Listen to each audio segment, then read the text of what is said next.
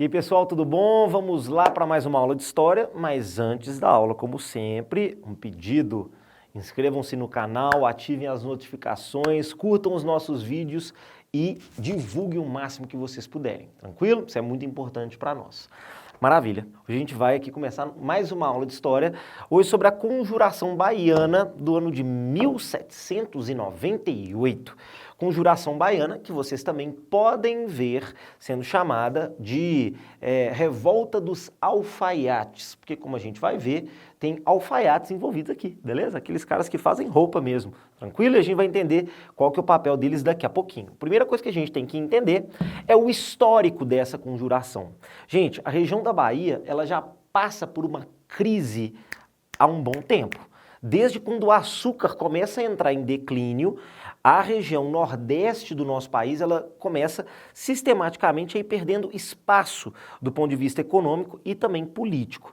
Mas, Verdinho, você não falou que o açúcar ainda continua sendo o maior produto de exportação aqui do Brasil? Sim, só que esse produto ele continua sendo o maior produto de exportação, só que a riqueza dos grandes centros do Nordeste vai declinar, especialmente em Salvador, que era a maior cidade do Brasil. Nesse momento, a riqueza de Salvador vai declinar. O abastecimento da cidade de Salvador vai se tornar mais ou menos eficiente, um pouco mais precário do que costumava ser nos tempos áureos, onde Salvador era o principal porto de exportação do nosso açúcar.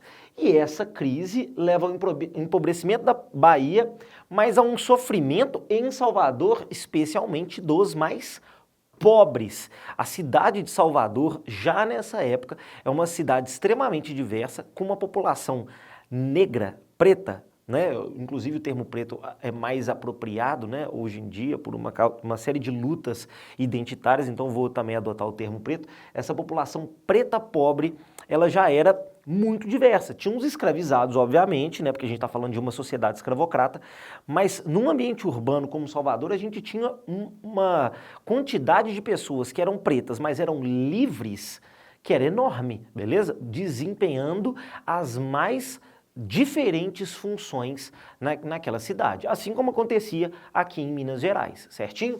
Então aqui o sofrimento desses mais pobres é maior do que o da elite, beleza? A Bahia como um todo está empobrecida. Se você é um grande latifundiário, você está insatisfeito com medidas políticas do governo. Se você é pobre, você está insatisfeito porque você está passando fome, porque você está passando necessidade. Então é essa crise que gera as insatisfações da população da Bahia com relação à coroa e motiva a organização de um movimento que tende ou pretende a separação da Bahia do restante do território brasileiro, mas principalmente, né, do domínio português sobre a administração e sobre a economia. Tranquilo?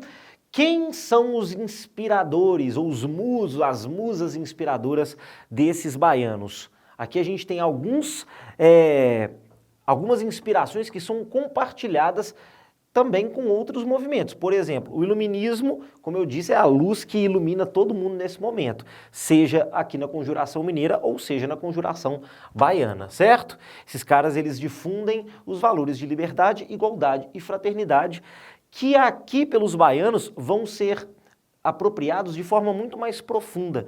Quando a gente fala sobre Minas Gerais, essa lógica aqui de liberdade e igualdade, ela não atende a todos, porque muitos indivíduos que conjuravam aqui em Minas, eles não eram a favor da abolição da escravidão. Já que na Conjuração Baiana, esse sentimento de liberdade e igualdade, ele vai se estender a todos os indivíduos. É por isso que eles não pretendem só a emancipação, eles pretendem a emancipação, a criação de uma república, a abolição da escravidão e o estabelecimento também de um regime democrático. Olha só, liberdade, igualdade e fraternidade nunca fizeram tanto sentido aqui no Brasil até essa época, quanto aqui na Conjuração Baiana, beleza?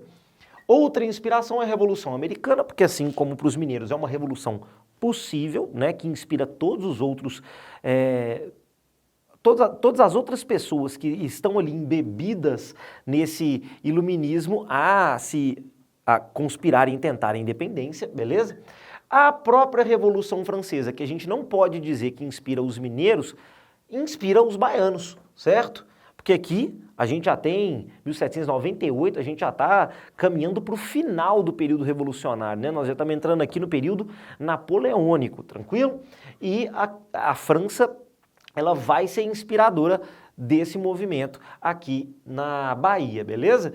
Esses revolucionários franceses é que vão inspirar com a sua oratória, com as suas indumentárias, com a forma como conduzem o processo revolucionário na França, eles vão inspirar e muito os conspirados aqui da Bahia, beleza?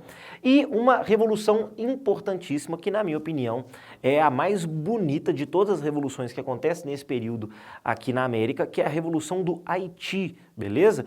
O Haiti, que hoje tem um passado extremamente pobre, inclusive em função da beleza da sua revolução.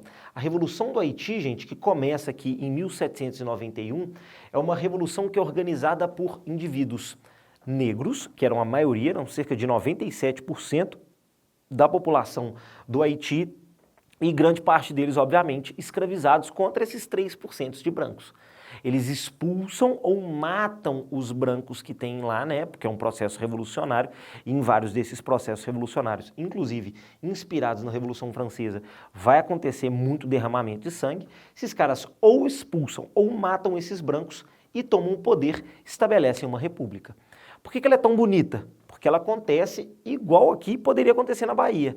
São as classes mais subalternas se sublevando. E se sublevando aqui, entre outras coisas, contra o regime mais hediondo que já existiu na história da humanidade, que é a escravidão colonial, certo? Por isso que a revolta desses escravizados é tão bonita. E vamos pensar, por que o Haiti hoje não é uma grande nação igual aos Estados Unidos, do ponto de vista social, do ponto de vista econômico? Porque por ser feita por pessoas pretas, ex-escravas, a Revolução do Haiti, inclusive ela é chamada muitas vezes de revolta pelos historiadores, para poder diminuir a importância dessa Revolução haitiana. As pessoas, a história, né, que geralmente era escrita pelos vencedores, ela cala a Revolução do Haiti. Para quê? Para não inspirar outros movimentos. Nesse momento existe um medo muito grande, que é o medo do haitismo. Gente, vamos pensar. Eu falei que 97% da população do Haiti era de pretos e o restante era de brancos. Não está muito diferente da composição de Salvador, não, certo? Então, era algo muito possível de se acontecer aqui. Uma reprodução, ou pelo menos em partes, né? Uma reprodução dessa revolução do Haiti aqui no nosso território brasileiro, beleza? Então, essa revolução do Haiti é muito importante para inspirar ainda mais a população pobre, preta e muitas vezes escravizada aqui no Brasil a se sublevar. Por isso que essa revolta ela é calada, ela é abafada pela historiografia tradicional. Tranquilo? Quem participa da conspiração? Lá em Minas a gente viu que tem uma diversidade muito grande. A gente tem desde a elite até escravizados, passando por classes médias, participando desse movimento. Aqui na Bahia, as elites, elas até quando escutam assim, ó, independência. Quando a elite escuta que vai ter independência, eles falam assim, opa, eu quero participar disso. Mas com a abolição da escravidão e com o regime democrático, eles falam assim, não quero participar disso não. Inclusive porque tem um grande medo de um haitismo. Porque se eles participam de um processo revolucionário que tem como o principal agente, o principal beneficiário, o povo, esse povo da elite que não é o povo, vai sair fora rapidinho dessa conspiração, beleza? E quem efetiva, de fato, essa conspiração são os pobres, são os pretos livres e os escravizados, em sua grande maioria, certo? Como que eles vão fazer isso? Eles vão utilizar uma estratégia diferente da dos mineiros. Como quem conspira aqui em Minas são membros da elite, e muitos deles também membros da maçonaria, então eles estão acostumados a se recolher, aqui quem conspira é o povo, e eles precisam do apoio do povo imediatamente.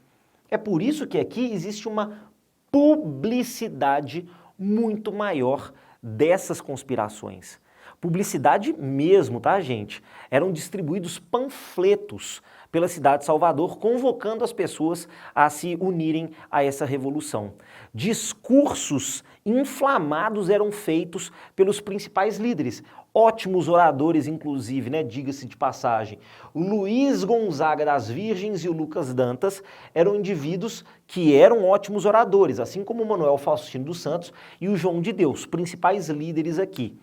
Só que olha só, a publicidade que esses caras conseguiam com os panfletos e com os discursos vai ser amplificada ainda com a própria indumentária. Lembra que eu falei que eles se inspiram muito nos revolucionários franceses? Eles vão começar a se vestir, eles são alfaiates, então eles começam a fazer roupas semelhantes às dos revolucionários franceses. Se você nunca viu como é a roupa de um revolucionário francês, joga Assassin's Creed, que lá vai ter como se optar por roupa de sans-culotte, roupa de burguês, roupa de aristocrata, aí você vê ali a diferenciação entre uma roupa e outra, beleza? Mas esses indivíduos passam a se vestir como os revolucionários franceses, certo? Como os jacobinos, como os sans-culottes, que são os principais agentes da Revolução Francesa. E eles, com isso, conseguem cada vez mais uma popularização do movimento, beleza? Eles começam a difundir muito esse movimento e o número de pessoas cada vez maior faz parte dessa conspiração contra o governo, beleza? Gente, como que chega ao fim, aqui eu já falei sobre organização, né, movimento de massa, com panfletos, discursos e com a própria indumentária, e agora a gente caminha para o finalzinho da nossa aula dizendo sobre o desfecho dessa revolta. Como que ela chega ao fim? Gente, do mesmo jeito que essa conspiração ela tem um sucesso muito rápido por causa da publicidade, o desfecho dela também vai ser muito rápido em função de um conhecimento muito fácil das autoridades de quem são os conspirados. Se você quer saber quem é um dos afrancesados, como eram chamados esses conspiradores nessa época, era só olhar na multidão, que eles estavam vestidos, certo? E grande parte desses indivíduos eram pretos. Daí a ação forte e despótica do governo, porque o medo, esses caras estão se organizando, esses indivíduos que são pretos estão se organizando como no Haiti, não podemos deixar isso acontecer. É por isso que esses principais líderes recebem a pena capital, beleza? A pena de morte pelos seus crimes de conspiração. Uma realidade bem diferente do que acontece aqui nas Minas Gerais. Aqui a gente viu que os membros da elite até são penalizados, mas só o Tiradentes, que assume toda a culpa, é penalizado com a morte. Aqui esses indivíduos são, inclusive, condenados sumariamente, sem julgamento, coisa que já tinha sido proibida desde o governo do Marquês de Pombal, lá em Portugal. Tranquilo? Então aqui a gente tem um desfecho mais violento para uma manifestação que é mais popular do que a das Minas Gerais. Espero que vocês tenham gostado. Até a próxima aula e um grande abraço. Tchau, tchau.